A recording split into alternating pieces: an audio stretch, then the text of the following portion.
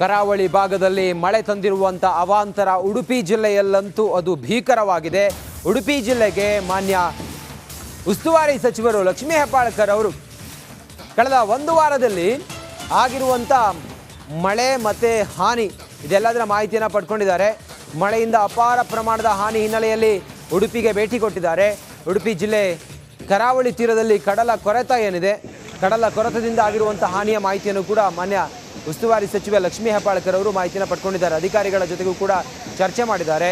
ಎಷ್ಟೆಷ್ಟು ಕಡಲ ಕೊರೆತದಿಂದ ಏನೇನು ಹಾನಿಯಾಗಿದೆ ಅನ್ನೋದ್ರ ಬಗ್ಗೆಯೂ ಕೂಡ ಸ್ಥಳಕ್ಕೆ ಭೇಟಿ ನೀಡಿ ಅದೆಲ್ಲದರ ಮಾಹಿತಿಯನ್ನು ಅವಲೋಕಿಸಿದ್ದಾರೆ ಮಾನ್ಯ ಉಸ್ತುವಾರಿ ಸಚಿವರು.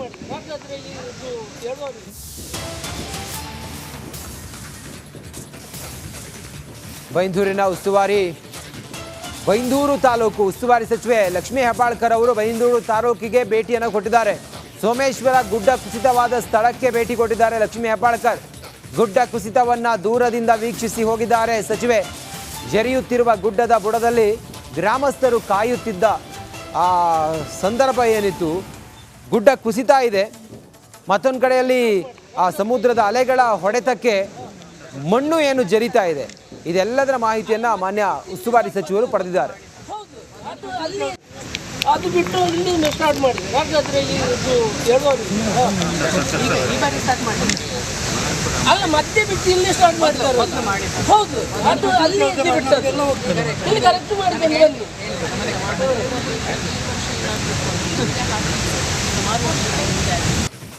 ಅಂಕೋಲದ ಶಿರೂರಿನಲ್ಲಿ ಸಂಭವಿಸಿರುವಂಥ ಗುಡ್ಡ ಕುಸಿತ ಆ ಸ್ಥಳ ಏನಿದೆ, ಸುಮಾರು 7 ದಿನಗಳಿಂದಲೂ ಕೂಡ ಗುಡ್ಡದ ಕುಸಿತ ಆಗಿರುವಂಥ ಭಾಗ ಏನಿದೆಯಲ್ಲ, ಅಲ್ಲಿ ಸಿಲುಕಿಕೊಂಡಿರುವ ಅರ್ಜುನ್ಗಾಗಿ ಕಾರ್ಯಾಚರಣೆ ನಡೀತಾ ಇದೆ. ಆತನನ್ನು ಜೀವಂತವಾಗಿ ಹೊರಗಡೆ ತರೋದಕ್ಕೆ ಈ ಸ್ಥಳಕ್ಕೆ ಭೇಟಿ ನೀಡಿದ್ದಾರೆ ಹಿರಿಯ ಶಾಸಕ ಆರ್ ವಿ ದೇಶಪಾಂಡೆ.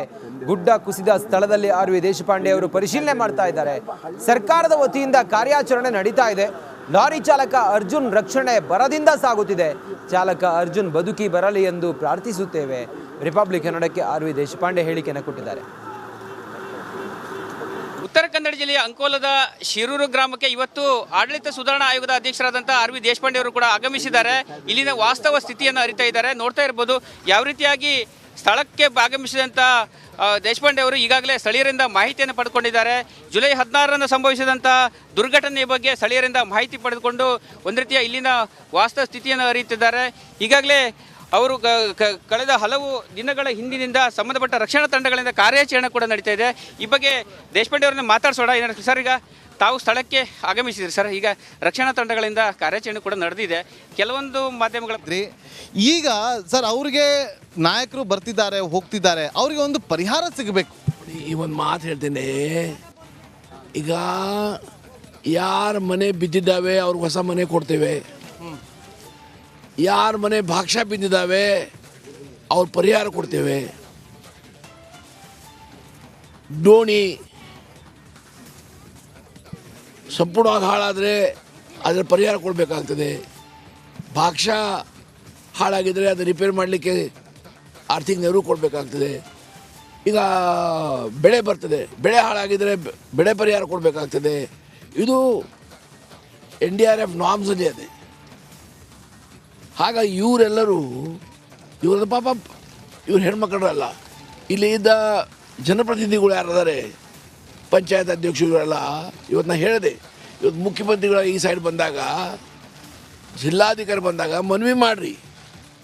ಆ ಮನವಿಯಲ್ಲಿ ಏನೇನು ಆಗಿದೆ ಅನಾಹುತ ಅದು ಪರಿಚಯ ಮಾಡಿಕೊಡ್ರಿ, ಮತ್ತು ಪರಿಹಾರ ಕೇಳಿಕೊಡ್ರಿ ಅಂತ ಹೇಳಿದೆ. ನನಗೂ ಕಳಿಸ್ತ ಹೇಳಿದ್ದೇನೆ. ಹಾಗೆ ನಾನು ಈ ಭಾಗದ ಬಗ್ಗೆ ಪ್ರಯತ್ನ ಮಾಡ್ತೇನೆ. ಯಾಕಂದರೆ ನಾನು ಇಷ್ಟೊಂದು ಕಷ್ಟ ಜನ ನೋಡಿಲ್ಲ. ಇದು ಹಿಂದೂ ಆಗಿದ್ದಾವೆ ಅನಾಹುತಗಳು, ಇಂಥ ಅನಾಹುತ ಅಲ್ಲ, ಬೇರೆ ಬೇರೆ ರೀತಿಯ ಅನಾಹುತಗಳು ಆಗಿದ್ದಾವೆ, ಅದನ್ನು ನೋಡಿದ್ದೇನೆ.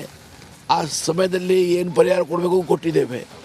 ಆದರೆ ಈ ಸಮಯದಲ್ಲಿ ಇವ್ರ ಸಹಾಯಕ್ಕೆ ಪ್ರತಿಯೊಬ್ಬರು ಧಾವಿಸ್ಬೇಕು. ಈಗ ನಮ್ಮ ವಿಜೇಂದ್ರ ಬಂದರು, ಸಂತೋಷ.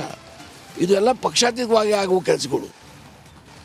ಹಾಗಾಗಿ ಇವತ್ತು ಈ ಹೆಣ್ಮಕ್ಕಳಿಗೆ ಅಲ್ರಿ ಯಾರು ಹೇಳಿದ್ರಿ ಪರಿಹಾರ ಕೊಟ್ಟಂತ ಹೇಳಿದ್ರಿ, ಹೇಳು. 25,000ದಂತೆ ಪ್ರತಿಯೊಬ್ಬರಿಗೂ ಕೊಟ್ಟಿದ್ದಾರೆ ಪರಿಹಾರ. ಈಗಾಗಲೇ 25,000 ಪರಿಹಾರ ಕೊಟ್ಟಿದ್ದಾರಮ್ಮ ನಿಮಗೆ. ಅವರು ಹೇಳ್ತಿರೋದು, ಸಚಿವರು ಬಂದಿದ್ರು, ಉಸ್ತುವಾರಿ ಸಚಿವರಾಗಿರೋಂಥ ಮಾಂಕಾಳ್ ವೈದ್ಯ ಅವರು ಸುಮಾರು 15 ಲಕ್ಷ ಪ್ಯಾಕೇಜನ್ನು ತಂದು ಹೋಗಿದ್ರು. ಜೊತೆಗೆ ಅವರು ವೈಯಕ್ತಿಕವಾಗಿ ಪ್ರತಿಯೊಂದು ಮನೆಯವ್ರಿಗೂ ಕೂಡ 10,000 ಕೊಡುವಂಥ ಕೆಲಸವನ್ನು ಮಾಡಿದ್ರು. ಶಾಸಕರಾಗಿರುವಂಥ ಸತೀಶ್ ಅವರು ಕೂಡ 5,000 ರೂಪಾಯಿ ಕೊಡುವಂಥ ಕೆಲಸ ಮಾಡಿದ್ರು. ಆಸ್ಪತ್ರೆಯಲ್ಲಿ ಇರುವಂಥವ್ರಿಗೂ ಕೂಡ 10,000 ಸಹಾಯವನ್ನು ಮಾಡ್ತಾ ಹೋದರು. ನೀವು ಈಗ ಇವರಿಗೆ ಏನು ಭರವಸೆ ಕೊಡ್ತೀರಿ? ನಿಮ್ಮಿಂದ ಏನು ಸಹಾಯ ಆಗುತ್ತೆ? ನನ್ನ ಕಡೆಯಿಂದ ನಾ ಏನು ಸಹಾಯ ಮಾಡೋದು ಮಾಡ್ತಾ ಇದ್ದೇನೆ. ಇವು ಅಲ್ಲಿ ಸಹಾಯ ಮಾಡಿ ಇಲ್ಲಿ ಬಂದಿದ್ದೇನೆ. ಅದರ ಪ್ರಚಾರ ಮಾಡಬಾರ್ದು ರೀ. ನೀವು ಅದರ ಪ್ರಚಾರ ಮಾಡಬಾರ್ದು, ನಾನು ಮಾಡಬಾರ್ದು. ದಾನ ಗುಪ್ತಿರ್ಬೇಕಂತ ಇದು ನಮ್ಮ ಅಜ್ಜ ಅಪ್ಪ ನಮ್ಗೆ ಹೇಳಿದ್ದಾನೆ. ಹಾಗಾಗಿ ನಾವೇನು ಮಾಡೋದು ಮಾಡ್ತಾ ಇರ್ತೇವೆ, ಗೊತ್ತಲ್ಲ. ಹಾಗಾಗಿ ಅದ್ರ ಬಗ್ಗೆ ಪ್ರಚಾರ ಆಗಬಾರ್ದು. ಮತ್ತು ಇದು ಮಾನವನ ಕರ್ತವ್ಯ. ಜನ ಕಷ್ಟದಿದ್ದಾಗ ಆರ್ಥಿಕವಾಗಿ ಸಂಪನ್ನ ಜನರ ಸಹಾಯ ಹೋಗುವುದು ಇದು ಮಾನವನ ಧರ್ಮ, ಗೊತ್ತಲ್ಲ. ಅಜ್ಜಿ ನೋಡಿ, ಈಗ ಭರವಸೆ ಕೊಟ್ಟಿದ್ದಾರೆ. ಅವರು ದಾನ ಮಾಡೋದ್ರ ಬಗ್ಗೆ ಎಲ್ಲೂ ಕೂಡ ಹೇಳ್ಕೊಳ್ಳೋದಿಲ್ಲ ಅಂತ ಹೇಳಿದ್ದಾರೆ. ಆಯ್ತಾ, ಯಾರು ಹೇಳ್ಬೇಕಾ? ನಾವು ಹೇಳ್ತೀವ್ರ, ನಮಗೆಲ್ಲ ಉಳಿಲಿಕ್ಕೆ ಜಾಗ ಇಲ್ಲ. ಅದು ಮುಖ್ಯ ಆಗ್ಬೇಕು ನಮಗೆ.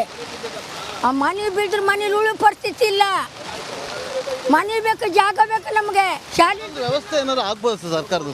ನೋಡೋದು ವಿಚಾರ ಮಾಡೋದು ವಿಚಾರ ಮಾಡೋದು ನೋಡಿ, ಆ ಬಗ್ಗೆ ವಿಚಾರವನ್ನ ಮಾಡ್ತೀವಿ ಅಂತ ಹೇಳಿದ್ದಾರೆ ಕಾಂಗ್ರೆಸ್ನ ನಾಯಕರಾಗಿರುವಂಥ ಆರ್.ವಿ. ದೇಶಪಾಂಡೆ ಅವರು. ಕಾದ್ ನೋಡೋಣ ಇಲ್ಲಿನ ಗ್ರಾಮಸ್ಥರಿಗೆ ಆರ್.ವಿ. ದೇಶಪಾಂಡೆ ಅವ್ರ ಕಡೆಯಿಂದ ಯಾವ ರೀತಿಯಾಗಿ ಸಹಾಯ ಆಗುತ್ತೆ ಅಂತೇಳಿ.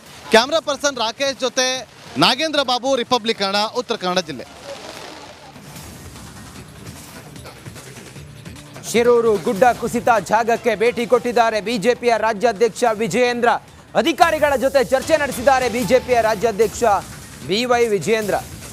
ಶಿರೂರಿನಲ್ಲಿ ಗುಡ್ಡ ಕುಸಿತ ಆಗಿ ಹಾನಿಯಾಗಿದೆ, ಪ್ರಾಣ ಹಾನಿಯಾಗಿದೆ. ಜನ ಮನೆ ಮಠ ಎಲ್ಲ ಕಳೆದುಕೊಂಡಿದ್ದಾರೆ, ಬೀದಿಗೆ ಬಂದಿದ್ದಾರೆ.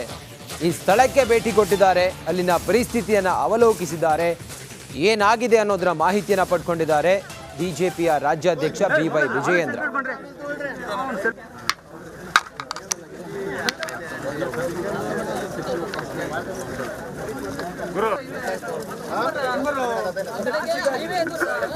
ಒಂದು ಸ್ಟೆಪ್ಪಲ್ಲಿ ಇದ್ದೀವಿ.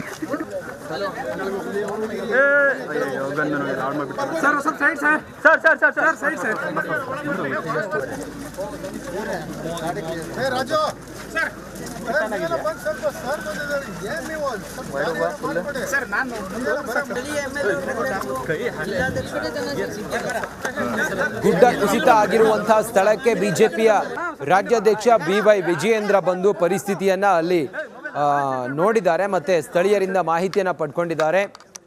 ಹೇಗಾಯಿತು, ಏನಾಯಿತು, ಮತ್ತು ಹೇಗಿದೆ ಪರಿಸ್ಥಿತಿ, ಮತ್ತು ಎಷ್ಟೆಷ್ಟು ನಷ್ಟ ಆಗಿದೆ, ಪರಿಹಾರದ ಕುರಿತಾಗಿಯೂ ಕೂಡ ಸರ್ಕಾರಕ್ಕೆ ಒತ್ತಾಯ ಮಾಡುವಂಥ ಕೆಲಸ ಇದೆಲ್ಲ ಮಾಡಿದ್ದಾರೆ BY ವಿಜಯೇಂದ್ರ.